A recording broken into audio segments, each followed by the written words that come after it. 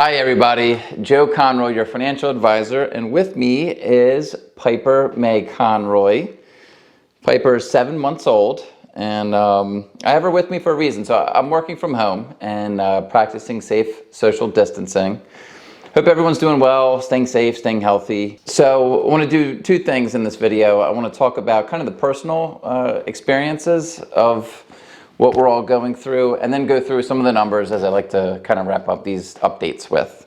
So recently, as I record this video, the White House and higher levels of government came out with official numbers for what we can expect the worst, hopefully the peak of coronavirus to be, and the number of lives that will be lost. And it really set me back a few steps. It was a really harsh number to hear. It's horrible, and a lot of people are going to be affected, and it's awful. But I remain optimistic. I remain positive. We can still be positive and have a bad day or two here or there. And there's a reason for my optimism. Number one is behind me we see a U.S. flag. So unapologetically, I am a huge USA fan.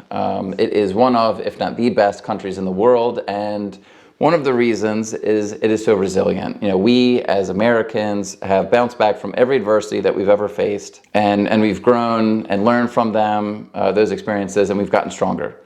I don't think this will be any different. The second reason is Piper. And all kids for that matter. The fact is that it's not like we have a choice whether we can recover and bounce back from this. We have to. For our kids and grandkids and nieces and nephews and whatever that next generation means to you, we're going to bounce back from it. We're going to learn. We're going to improve. And that's just what we do. It's what we do as Americans. Around the world, it's what we do. And we do it for the Pipers and the Blakes and the Graysons and all the others out there. So why am I so optimistic? If you talk to me, now you know why. All right, so I'm going to hand off Piper, and then we can get into a little bit more of the nitty gritty. So Piper, can you say bye? Bye. Probably way more entertaining with Piper, but I'll try and replace her cuteness with actionable advice for your financial plan. LPL is the largest independent broker-dealer, and as you are well aware, I am a representative, a business owner, and I operate my business through LPL, so LPL processes a lot of the trade. Now, independence is huge. Independence allows me to offer advice to clients without that, is this better for Joe or is this better for me? None of that. And the power of independence and the size of LPL allows us to have the largest independent research department. So you're not getting the company line. LPL doesn't do investment banking. There's no underwriting of mortgages or bonds or none of that stuff. So it's a really clean recommendations with no muddy waters, very clear. So the research department of LPL shares, and I look at other research department information as well, and we've got a roadmap to recovery. It's really tough, and I think what's so tough about this is that it's a very faceless enemy. In 2008, we had home buyers who were getting approved for loans they shouldn't have been, and then you had investment bankers who were leveraging those loans many, many, many times over. 2001, you had 9/11. We knew who the bad actors were in that. And then it was followed up with Enron and Tyco and a couple of the corporate scandals. So it's very clear to identify. Now, I'm sitting in the home office. I'm looking out my window. It looks normal out there, and it's kind of eerie. This COVID-19 coronavirus, it's a faceless enemy. It's invisible. It's silent. It's very scary stuff. So it's tough as we're in the thick of it, and we're going to see some of the peak numbers coming up here. It's going to get ugly. It's just really, really sad. But my job is not to focus on that. My job as a financial advisor is to help kind of illuminate the path out of this, okay? So 5 steps. First one, we like to see a policy response. What is the government going to do to help soften the downside of what we're experiencing? Well, we've already seen that, so we can check that box. $2 trillion stimulus bill in the CARES Act. 2 trillion, that's with a T. We've also seen rate cuts, but I'm going to talk about that $2 trillion and what that really means. First, where the money's going. Individuals are going to get a check. If you're making under $75,000, you'll get a full $1,200 check. You don't actually have to apply for anything. It's just either going to come in the mail or get direct deposited, depending on how you do your taxes. And that is how the IRS is determining your taxable income. If you're a couple married filing jointly, up to $150,000 of joint income, you're going to get a $2,400 check, and then there's extra money if you have kids. Again, it's automatic. You don't have to do anything. The money will be deposited or a check will show up. Where's the rest of the money going? So it's going to individuals like I described. $58 billion is going to airlines. $100 billion is going to hospitals. A huge amount is going towards local, state, and municipal governments for their emergency response and small businesses. So if you are a small business owner and you are watching this video, whether you're a client of mine or not, it is very important that you apply for some of the grants and the payroll protection provisions of this act. It's money, it's out there, they're forgivable loans. If you meet the criteria, you have to go through an SBA, Small Business Association approved lender. If you don't have one, let me know. I can put you in touch. I am not one, I'm not a bank, but I do have different folks that I can connect you with. $2 trillion. It's more than we saw in 2008. It is a huge, huge number, as someone in the White House might say. All right, so let me try and put that in perspective here. It is 2,000 billions equals 1 trillion.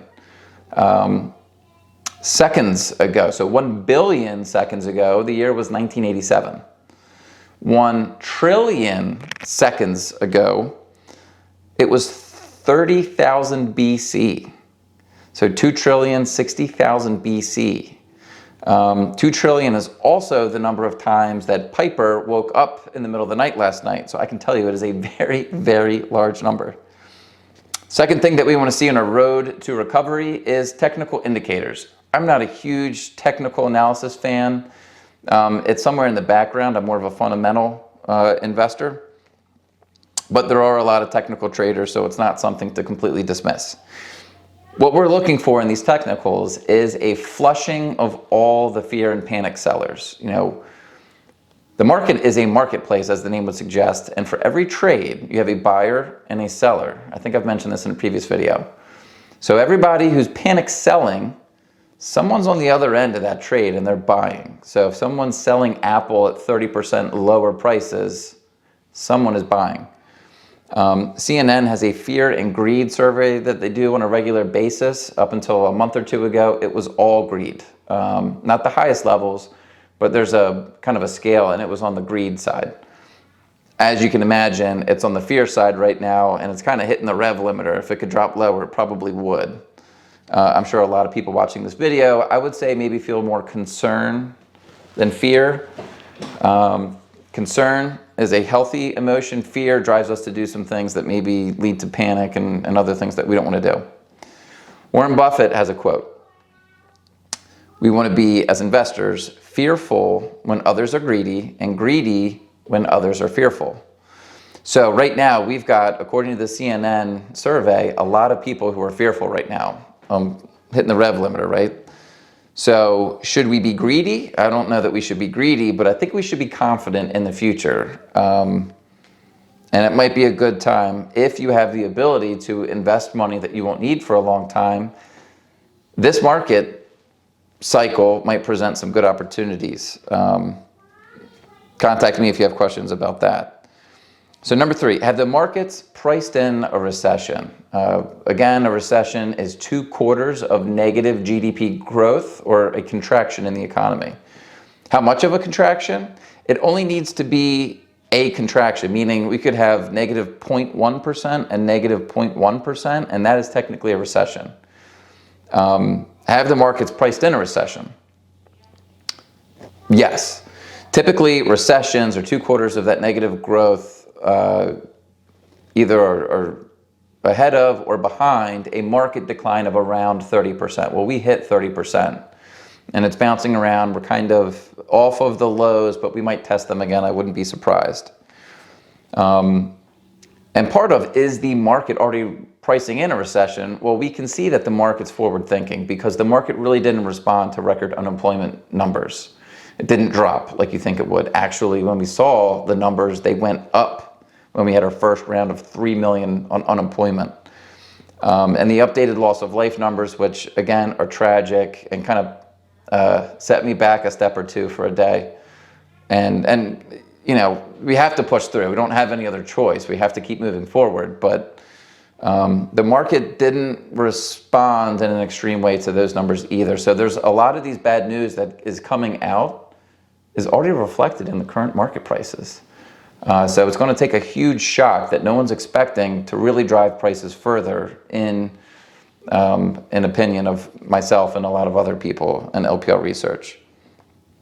So have the markets priced in a recession? Yes, so we've got 3 of those boxes checked on our road to recovery. And the road to recovery is going to take time. This is not going to be an instant thing. It won't be overnight, but it is gradual and we'll be there eventually. So number 4 is visibility into a probable recession and the severity of that recession. So how severe is the economic impact? Well, this one we can't quite check that box yet. We've got some early indicators.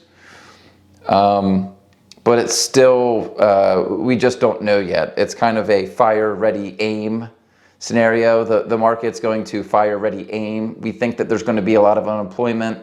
We've priced that in. And by we, I mean the market as a collective group. Major loss of life, strain on healthcare systems, horrible, horrible things.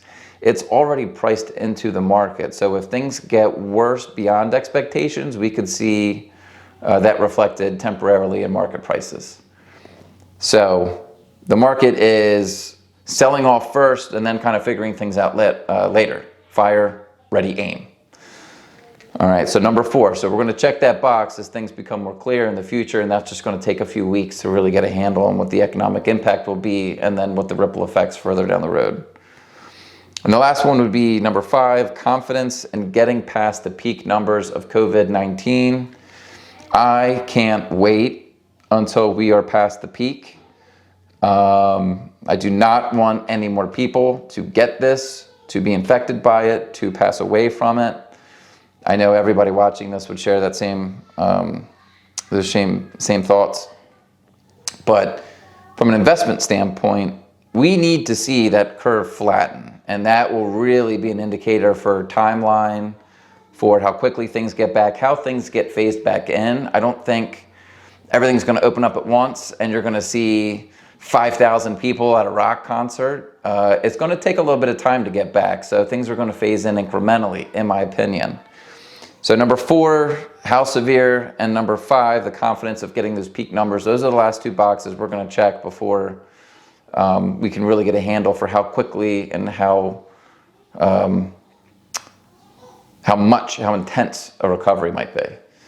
So I am confident that we are going to recover, because we are in a very resilient country and we have to for the youth. I think some of the worst market declines are behind us. It's not to say that we won't retest lows. It's not to say that things won't get a little bit uglier before they get better, but they might not. That's the uncertainty of where we are right now. But a lot of the uncertainty has been priced into where we are. So we are beginning that path to recovery. It will be here quickly. I think before most people anticipate. Don't want to give timelines, because that would just be a prediction, and I look at things more through a longer lens. But that's where we are. And if you have questions about where you are on your recovery, or like I've offered in other videos, you want to see that stock report, you want to go through your financial plan, I'm here for you. And I'd love to be a resource to help on this side of things as best I can. If you just want to call and have me tell you about the pains of 3 little kids as you're locked 24/7 in the same house, I'd be happy to share those too. And we don't really have to talk about the markets if you don't want to. That's fine. I've had a lot of those conversations. So again, I hope everyone's doing well. I hope you're staying safe. I really hope everybody's following these guidelines. They're there for a reason, and taking them seriously.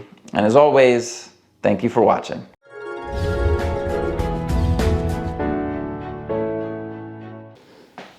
say hi?